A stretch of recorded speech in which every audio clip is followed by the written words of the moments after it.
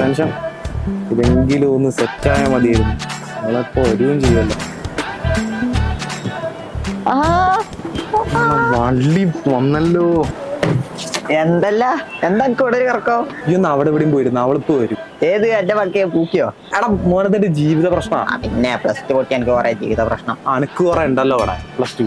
അതില്ല, പക്ഷെ ഞാൻ പറയേണ്ട ഒരു കാര്യം കേൾക്കുവോ? ഈ ഒന്ന് പോയി തരുവോ? എന്നാ ജോളിയും കാത്തുപടെ ഇരുന്നോ. അപ്പൊ ഇങ്ങനെ 300 സീറ്റ് അവിടെ കഴിയും. 300 പറഞ്ഞിട്ട് വാടാ. നീ എന്നെ വിളിക്കുന്നൊക്കെ അറിയും.